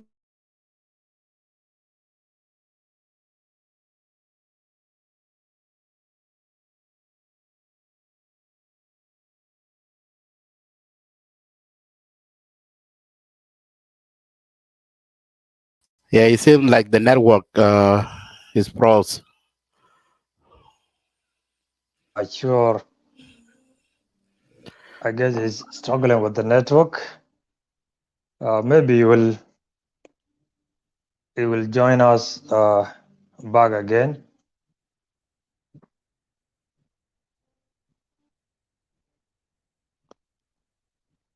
Yeah, to our viewers, we apologize for the inconvenience. We all understand Juba internet or network is not up to date. We always have such challenges whenever we are interviewing anybody from Juba. But we cannot give up because that is the home and that is where all incidents that give us worries and make our life hard here in other part of the world always happen. So it's very important to always reach out to them and get whoever is willing to come and give us authentic and clear information of what is happening on the ground. So it's very important. As you have heard from our guest, Mr. Edmund Yakani, the CEO of CEPO, literally the resolutions are available on social media for the recent attack and the recent visit by the national security apparatus. But the question is, are these resolutions going to be implemented, or they will be treated like the previous resolution? Number two is the questions which the guest was answering, whether the government managed to provide security or arrange some modalities on how to return these cattle herders to their home of origins or to their localities. And another question is, we have realized, and the video is trading on social media. He's back. All right. I have to shift from one modem to another. My other modem, the internet got finished. All right. Yeah, sorry, Mr. Edmund. So maybe what I will do, can I put my video off, not to consume so much? Yeah, it's okay. Yep. In fact, we are even almost to end. We are left with less than 25 minutes. Mm-hmm. You can conclude? Yeah, I think my conclusion is that the question. My conclusion to your question is that we need to help our government in translating what they say into an action.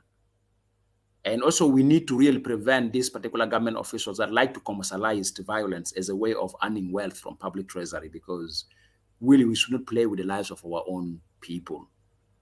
These sons and daughters, these children that we're losing, whether being from farmers community or from pastoralist community, is our own population. It's our own human resource.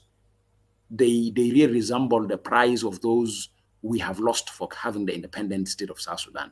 So it's really shameful for us to do that to ourselves. And while we have lost intellectuals that we could have really enjoyed the role they have played for the benefit of our society now, but now we're losing people for their struggle, that they have lost their life because they've been struggling to be proud for us to have this country. So for me, the biggest responsibility lies with our state agencies. Our state agencies need to be proactively, and they need to play a role in making us operate as a state where citizens enjoy their citizenship. Yeah, thank you, Mr. Edmund. Literally, the normal citizens of the country, as you know, my brother, have no platform to air out their opinions in regard to the situations that are happening. But we will always urge people like you who are activists and who have umbrella where they can always interact with the communities. Continue doing what you are doing. And we also appeal to you, let CEPO try to bring more youth on board. Even if you bring them on the voluntary basis, let them come in order to disseminate the information and try to carry out civic education to our civil population. Let them really need to know. And also our society need to differentiate the cultural nature conflict with the politics. It is hard now to draw a line between cattle raiding or community conflict or communal conflict and the politics of our leaders. They always work hand in hand. And this, our communities always tend to listen so much to the so-called educated or literate people. Whatever thing that literate person tells them is what they believe in, and they accept it without even reviewing their statement. We really need to urge the government to be proactive and let the government work and speed up the process on returning these cattle herders to their localities. Not only that, we also need to urge the government. Let the national government have to check what the administrator or PIBOR administrative area is doing. Seriously, you cannot be there in a small territory and several attacks are happening like almost every month. Then what is the use of the government in that area? Government need to check. The national government also need to deploy a process of balance and checking. They need to check all the states leaders, how they operate like monthly, so that they will get to know if you cannot do your work properly and safeguard and protect the lives and properties of your citizen, and then you will be held accountable. Also, the Jonglei government need to come up with the modalities on how to approach PIBOR administrative area to conduct numerous conferences, which are community-based conferences. And your organization, I mean, can be a very useful tool in such conferences. My brother Abraham Adit is possibly busy outside or is there. So Abraham, if you have a question, you can activate your mic and post the question to our guest before we wrap it up and we call it a day and insightful interview. Thank you so much, Usas Majok. Actually, you two covered everything. The only question that I will ask is just a political question regarding, about this cattle rate that are in cattle in Eastern Equatoria or in Central Equatoria. I mean, both some of the political leaders who are mostly, we call those people that are all-out group. They are members of SOMA mostly. You mentioned before about social media. They are preaching a lot of in social media regarding about this cattle and the Dinka Bor who are staying in Equatoria region. They are saying that this is what they are saying. They are saying that there's the reason why this Dinka Bor and cattle keepers are in Eastern in Equatorial region, because they are there to change geographic, to change they are occupied the place, the land, Equatorial, and change the population. So to change that area, that's a political attack. And that's the reason why these people are there in the region area. And this is a very important question we want to tackle, because they are using this as a political or mobilize Sudanese people in social media, and people are buying to this. What can you say? Tell the South Sudanese who are watching this live video and people who will go and watch it later.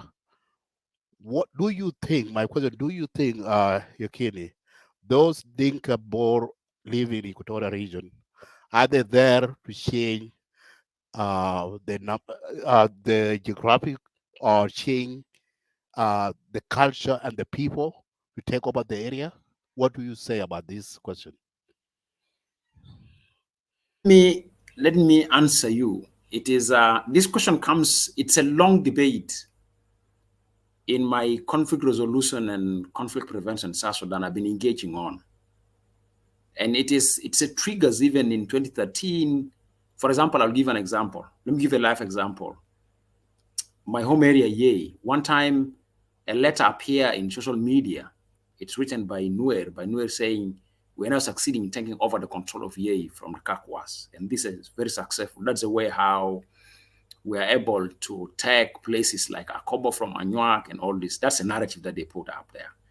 That narrative, whether it's an authentic narrative that represents Nuer community or not, I take time to understand and to go around it. This is something that I'd like just to bring to your attention. Part of the information that shows this particular argument is having a buy-in is partly renaming of places when it's occupied. You change the original name to a name that is a new name. That's argument. It's pushing them. The idea of also, even not only this, we have a system in South Sudan which for me is a very bad one. Community settlement, and that community settlement puts some community into risk, that once they settle as a community, they easily attacked, and some people are using it as you said, is a political question, because this political question have a political notion, the way how you frame it. But my main concern is the question of citizenship. What does it mean, being citizen? And secondly, being citizen in terms of practice, with the practice of respecting what the law described as a process or as a proceedings to live in a place, to acquire a land is a place. Those are some of the concerns that is coming up there. This argument is not new, by the way, my brother. I would like to bring to you. It's not new. It's a long-term argument that people have been arguing over, even over the identity of Nimule. Is Nimule taken over? So you can have a quick question. Is Nimule taken over from the Mali, or Nimule is still Mali land? And is Nimule now a completely a land that Dinka is trying to own it? These are some of the arguments I've seen in social media for quite long. My advice to the question, or my answer to the question that you have raised, is that time has come for us to revisit our citizenship. And even not now, let me not just say that it's only that. Even today, even yesterday, in the briefing of the committee in Eastern Equatoria, the governor of Eastern Equatoria made it very clear that when we say we liberate the land, does not mean that we control the land of the indigenous, because everybody participated in liberation. Is a different argument to the question that you have raised, by the way. It's another translation of the question that you have raised.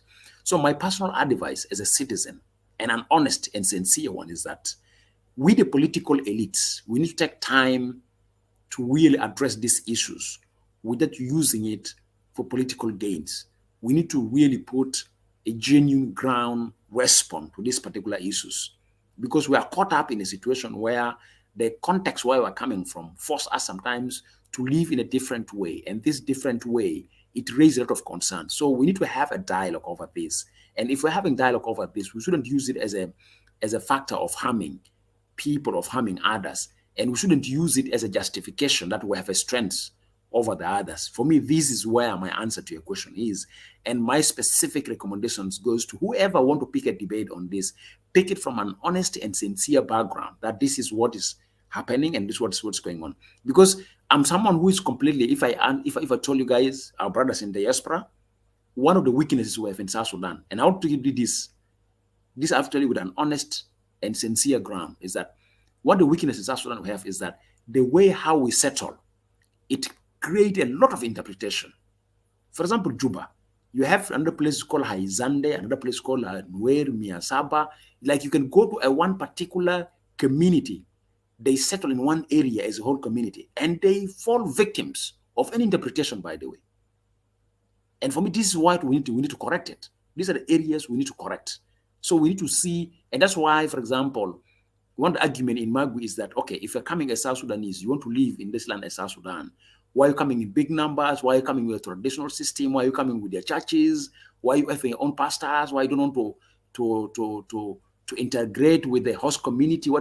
These arguments are really more harmful than arguments that we have. And this, for me, it raises our level of intellect, that as intellectuals, let's not preconceived and let us not judge. What we need to do is let us look for the best options that will make us answer this. And as you said, these are the domain happening. And even not all this, I've got today more than 15 messages that were sent to me. And the 15 messages just mainly as an attack. And these 15 messages, if I can tell you, is mix of different identities of South Sudanese. Some of them are from the farmers' community, some of them from the herders, some of them neither the farmers, neither the herders.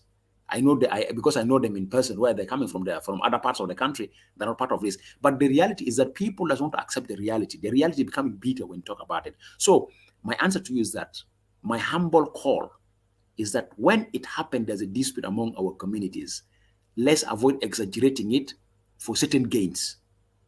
Let's address the hardcore issues and let's see the amicable solution to it, and let us handle it with responsibility. Because one thing I've seen in the social media is that South Sudanese, we're interacting with that responsibility. We're interacting with that responsibility. If you don't feel the pain now, you won't argue genuinely. But until when you feel the pain, you will really argue genuinely. And this is what I would like to say, that don't inflict pain on people, because when they feel the pain will become bad with them. So for me, the presence of Dinka in Nimule, the context that where they found themselves in there, is something to take into account. But also we need to have evidence that, okay, they say we're now occupying this land, we'll never give you any more ownership of this land, and come electoral, we're going to contest, and whether you like it or don't like it, we shall vote for ourselves because our population is big here. Those evidence, we need to generate them. And that's why, for me, is still a question that require an honest dialogue. And specific on my appeal, that it's supposed to be an honest dialogue among us, the elites, the intellectuals, those of us who know how to read and write and know how to reason. But unfortunately, it's the opposite. Those of us who know how to read and write are the one complicating things in terms of interpretation than those who have never gone to school. And sometimes I ask whether our going to school is to help and rescue our country from harmful practices or to push our country for more harmful practices. So that will be my answer to your question. And my appeal is that let's take responsibility of holding into nationalism than fragmenting ourselves into tribes and communities that will never make us seen by the rest of the world as a proud nation. Thank you. Thank you so much.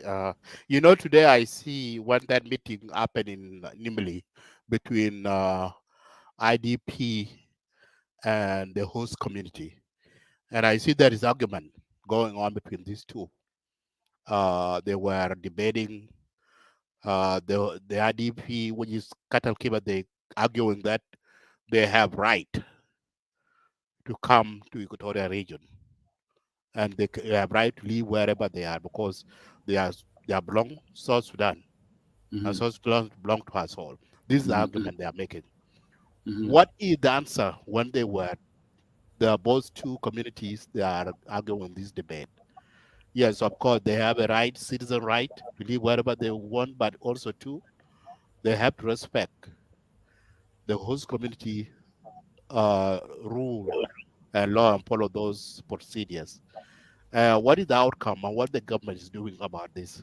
What the response to the government, local government, and international government?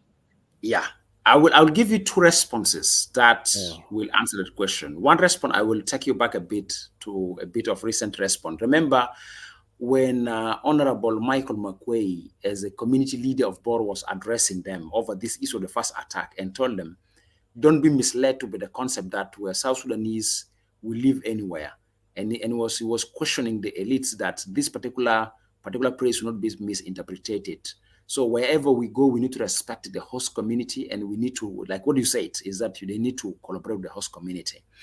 That's one argument. And in this Sunday meeting, the governor, Eastern Equatoria, Louis Lobong Lojira, have said that we all liberated this country, we all participated in the liberation of this country, we all lost blood for the liberation of this country. There's no one particular person can say we are the solely responsible for the liberation of this country. But this does not mean that we can't coexist, we cannot coexist South Sudanese. But the question that came from the governor is that don't come in big number and you start renaming places and you start setting up your systems of governance, and you undermine the system of the governance of the indigenous community, because that gives a wrong interpretation. And that's why if one of the response was in the outcome of the resolution that the chieftainship or system of chiefs have to be left as a responsibility of Eastern Equatoria. That would come as an answer, because the host committee was saying the herders have come in a system that they undermine their chiefs. They start setting up their own chiefs, they're setting up their own church in their own land. Why are they not respecting them, the chiefs of the area? If there's anything, they use the customary codes that they found in the host community. And even I remember one of the chiefs say, for example, if we have different practices that we don't have in our host community, we can invite one of your chiefs to sit with us in our court and do proper interpret, to educate us also. We learn about how to handle your case, because we have our courts. Don't establish your courts. Come and use our courts. If there's anything that we feel is unique in nature and we can't handle it through our court, we shall invite one of the chiefs to sit in our court and administer. And that helps us an education that how we handle such cases. Those are the arguments. So the argument is that the notion of we liberated and we have the right to live anywhere is misinterpreted when you start putting the concept of we have the right to occupy any land. And no occupation is different from living anywhere. Occupation is that you come in big number, you sit in the area, you set up your structures, your governance institutions, and don't respect the host community. That's occupation. And that, of course, by nature of practice is unaccepted. It's not something that is accepted. It's unaccepted by law. Or is even traditional. Is not, you can't come to my house and in my house you want to tell me how to handle my bed. You want to give a new bed seats. You don't respect me and you're a visitor. That's completely an African tradition. It's not accepted. And I think that's one of the biggest problems. So the answer is clearly shown in the resolutions, that the traditional system of chiefs in the Eastern Equatoria cannot be owned by the herders, will be owned by the indigenous community. That's one thing that has been mentioned very clearly. And even one, I remember one of the debates that was not properly answered is renaming of places, that when you come, you find this place is called so and so, don't rename it again with your own name, because you change history. And that's what make argument around the change of history and demography that you have raised in one of the first questions. So the answer was that we must respect the system of governance, use the traditional system of governance in terms of norms, or we use the formal state laws of system of governance. That's the outcome. That's what the answers to the questions. As I said, it's something that I've been for a number of years. And where, let me tell you, when did this trend come up? This trend, when I was working during 2005, after the signing of the CPA, from 2005 until 2011 in the referendum, this notion was not there so strong like now. After independence, this notion starts surfacing in the setup of public institutions. So you come to realize people start, which personally I was almost tempted to describe as an institutional racism as a practice among ourselves, because my brother, today, if I come to a ministry already occupied before, all your staff that you put them into key position, when I come as a minister to your ministry, I will kick them out. I'll bring all those who are allies to me, which is not good in practice of governance, because I'm supposed to respect the way how you live the institution, because I should not look where you're coming from. I don't say it is my jack because now it's my turn as a Yakani, let all my jack's allies go away and I don't want them, which is wrong in terms of governance, because you didn't bring them as a person. You bring them there because with the merits as an institution. This notion becoming so strong, and it becoming more stronger after 2013 crisis. And people start using it as a tool, as you said, people start using it as a political tool. And that's why for me, it's an answer that indicators are showing us that particular trend is causing more harm to our communities. We need to handle it as intellectuals. We can't escape from the truth, but also we cannot use violence as a way of the truth. The best way is that let us accept the reality, let's dialogue, let's talk, we'll forge a better solution to our situation. But of course, we have reached to the level that we become adamant that dialogue is no longer the option. the best option is we use violence. And that's why I'm trying to say that the best way we need to do now is we need to really have attitude change. We shouldn't use violence as a way of raising illusion. Let us use dialogue as a way of sorting out differences that we may face, because this is not the first and the last. We're going to have so many of them. In front of us, elections coming. If I think competing with political activity, that we're going to have ideological differences. Are we going to turn this ideological difference into an ethnicity? Are we going to turn this ideological difference into regionalism? While we're supposed to be across the board in ideological differences, but still peace and stability of our state or of our country or of our community is paramount than our ideological differences politically, So for me, these are some of the things that we take responsibility. Thank you over there. Thank you so much. We are come to end. Thank you so much, Edmund. My last question, you mentioned before that you're receiving a threat messages. Our people sometimes always, when you speak the truth, they are always enemy for the truth. So my question regarding what are you doing with your safety? How you feel when you receive those threats? My brothers who are audience in this, I know the truth is bitter. But my take is that if I die for the truth, I thank God for it. But I feel that also if you stand for the truth, God will protect you. It's not for the first time I'm getting such threats. I've got physical ones that people come to physically drive you around before kidnapped. So for me, it's only belief that I believe I'm a nationalist and I might stand for my national obligation. If the cost of my losing my life because I'm standing for my national obligation, I'm proud of that. But also I know that if I stand for that cost, the chances of enemies or perpetrators or Judas Iscariot that are around, they'll not take advantage. And after we have learned the lesson of Judas Iscariot through Jesus Christ incident, and I don't think that they will continue repeating this. So for me, it's a question. And of course, one of the things that if I see the indicators becoming more harder, I take legal steps. I know what open a police case. And I don't stop here. I track down these particular people who post. And I don't track them with threats like them. I track them really by applying the law. Some like sending messages, if we fail to harm you, we'll harm you through your family. Somebody, if we don't harm you, we'll harm you through your friends. We know these are all scaring, so that the freedom of expression, I censor myself. But my take is that I stand for the nation of South Sudan. And if I die for the cost of that country, I will handle it. But of course, whoever comes from before me, I use the law. I don't use unlawful way. I open warrant of arrest. Quite a number of them, I know that I've opened for them warrant of arrest because of their threats, and they distance themselves. Some will use state agents. Even some of them are big people with state responsibility that post threats and threatening, like, I start asking my brother, if it's a question of going to uniform, it does not cost me quite long. It's a matter of Edmund, I can't jumping in the bush 3 months, I'll come there brigadier general. But is that the way to go? Why should we use such very selfish and very simple and very bad one? For me, I believe in dialogue, that let us talk and let us reach amicable solution. But obviously, as a person, I have to take my precautions on how to mitigate. So I do have my own mitigation strategies. But of course, let me tell you, my brothers, you can't avoid those ones in life. Whether you like it, and specifically, if you start pursuing public interest, some today will praise you. In the next 2 days, they'll become the people who insult you. Those who insult you yesterday, in the next 2 days, they'll become the one praising you. So it depends on whose interests have you met. Those who you met their interest, they'll praise you. Those who you have stepped on their toes, they'll insult you. Next tomorrow, when you see you step on the toes of the other, that before you have met their interest, they'll turn to your enemies. And I've been hearing them a lot. I have people who threaten me. After a period of time, they come and apologize. Oh, Edmund, we really were sorry. By then we didn't understand you. Now we know. And we have these issues. How do you see? We're coming to seek attentions. But I don't take it personal by saying, by then you are trying to threaten me, but I feel by then you fail to understand what I'm talking about. Now you understood what I'm talking about. But also I don't pay eye to eye. I'm not somebody who believes on eye to eye. I'm a Christian. I don't believe on eye to eye. I believe if you've done for me bad, I thank God that I've made you not to understand, but I wish that God give me power to make you understand. So those threats are there. And for me, they are not usual. from state agencies. Even there are people who come offer themselves to be state agencies.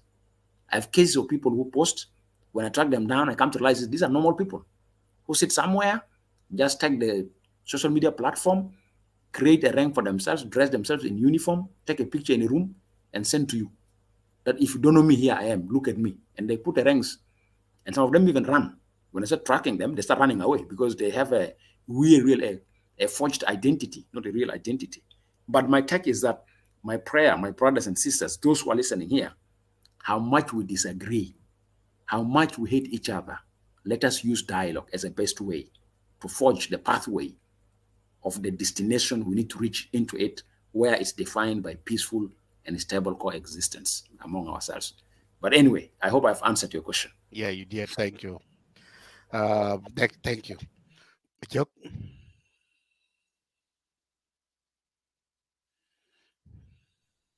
Yeah, my brother Edmund Yakani.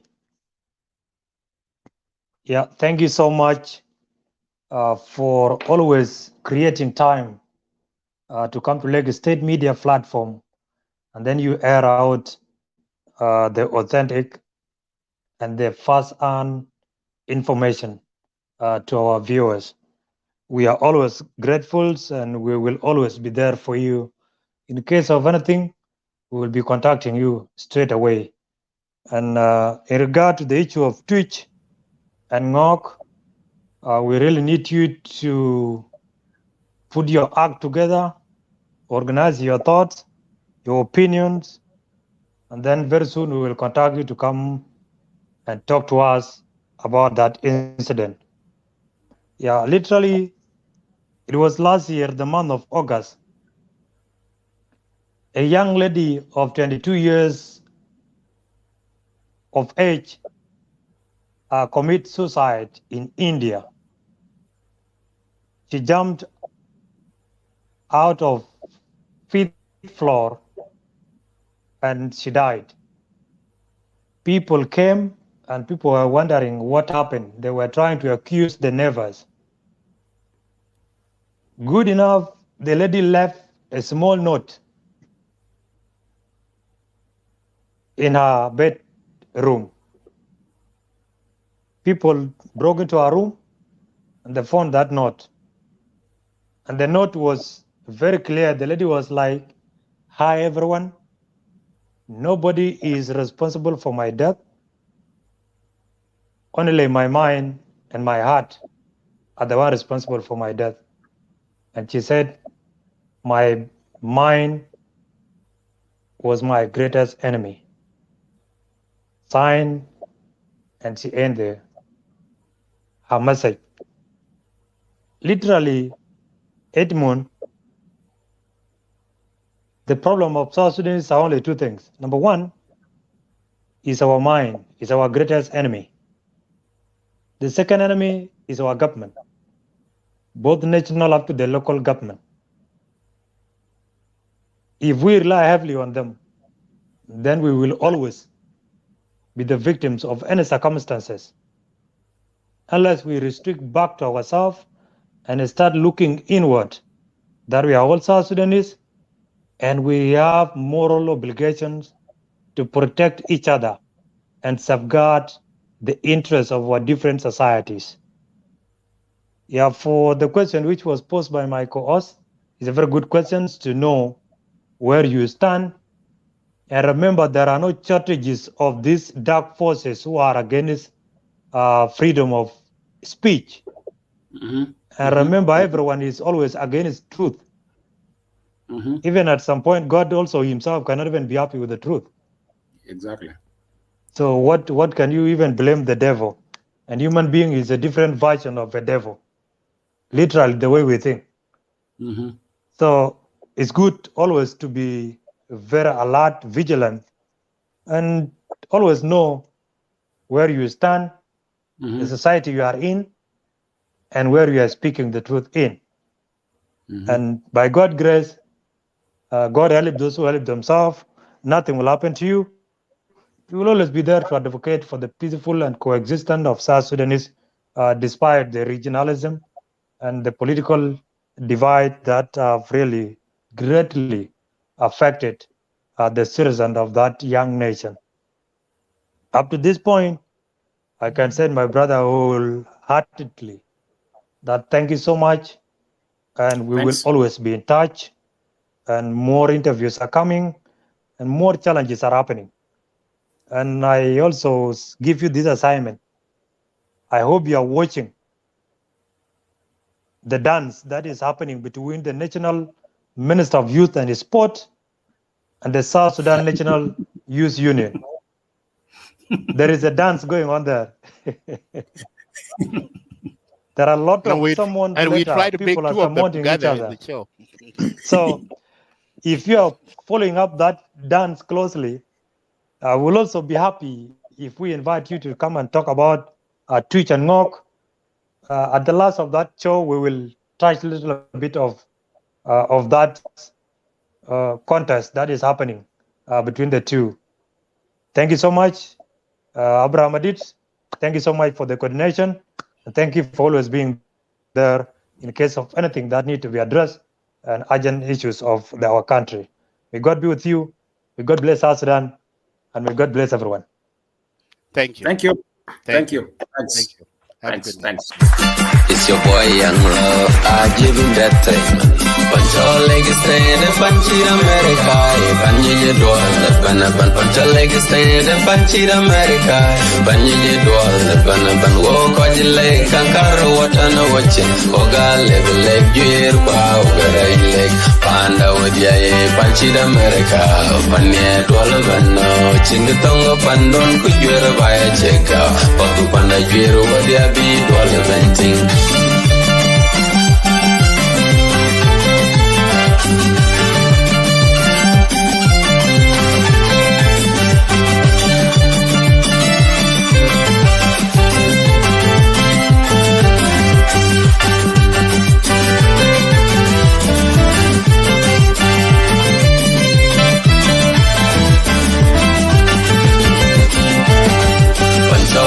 Stand up and cheat America, Panye doll, Banaban, put a leg stand up and cheat America, Panye doll, Banaban, walk on your leg, Kankaro, what on a watching, Oga level leg, gear, wow, where I leg, Panda with ya, Panchid America, Panye Dwalabano, Chingatongo Pandon, could you ever buy a check out, Paku Panda, Giro, what ya be, Dwalabanting.